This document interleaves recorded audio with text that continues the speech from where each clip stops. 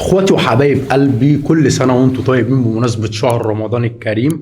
وقبل اي كلام، زي ما انتم عارفين انا مش شيخ ومش واعظ ومش كامل، كلنا مليانين عيوب ومش طالع انصح. انا باد بوي اصلا، انتوا عارفين انا شاب زي اي شاب. انا طالع اتكلم كلمتين من القلب، يا رب يوصلوا للقلب مع اخواتي الصغيرين او مع اي حد بيسمعني.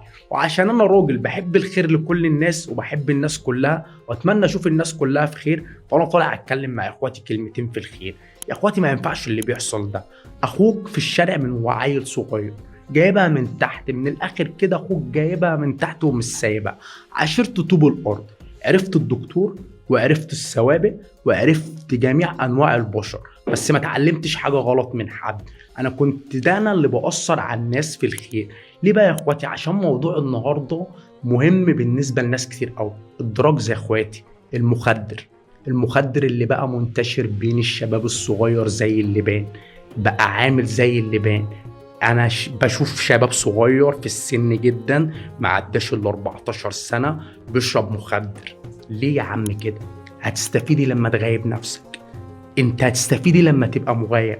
انت عارف السكه دي ممكن توديك لفين؟ انت عارف انت كده رايح فين؟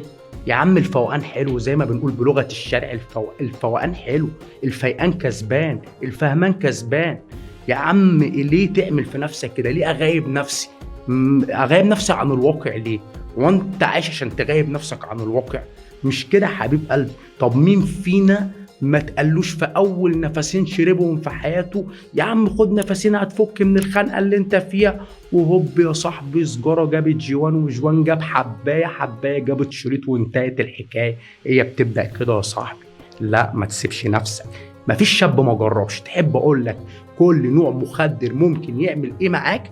وعن تجربه، وقريت في الموضوع وشفت اللي انا قريته قدام عينيا عملي على ارض الواقع. انا مش طالع احور عليك، بس انا مش هقول لك الكلام ده عشان ما تقولش ان انا طالع اتفلسف عليك او طالع اعمل عليك كبير. لا يا عم، مفيش حد ما جربش، بس في شاب راجل بيفهم جرب الحاجه دي، عرف ان السكه دي موت، خلاص خد جنب. انا جربت ونطرت. وفي شاب ساب نفسه للمخدر وللدراجز دمره.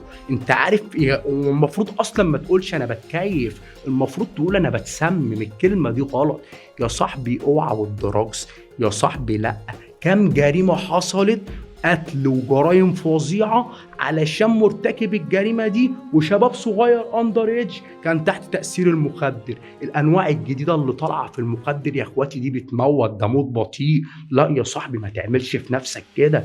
اقف، اعمل ستوب بينك وبين نفسك. اوعى تخلي المخدرات او الدراجز ده مصدر سعاده ليك، عشان ممكن تتحول في ثانيه تلاقي ان هو مصدر سعادتك الوحيد، وتلاقي نفسك مش بتتكيف يا حبيبي، تلاقي نفسك مدمن يا بابا، ما بتقدرش تقوم من مكانك او بتقدر تتعامل مع البشر غير ما تضرب الدراجز ده اللي ايا كان نوعه اللي انت متعود عليه. والله العظيم بشوف شباب عندها 14 سنه ماشي بالجب في الشارع. ايه يا عم مالك؟ مش كده. هي الرجوله بالمخدرات يا حبيبي؟ هي الرجوله بالدراجز يا حبيب قلبي؟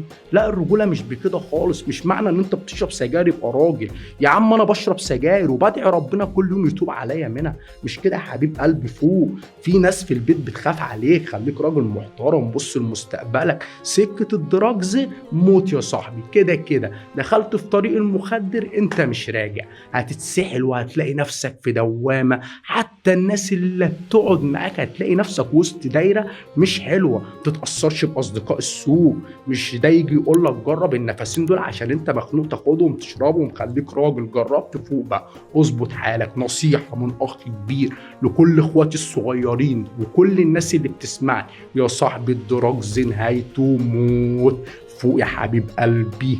كل سنة وانتم طيبين بمناسبة شهر رمضان الكريم، ويا رب أي حد يكون سمع الحلقة دي. مش هقول لك أنا فيدك، أنا مش علامة ولا أنا أحسن منك. أنا بقول لك كده يا صاحبي، نفسي حد بس يراجع نفسه ويفوق. وصلي على سيدنا النبي في الشهر الكريم.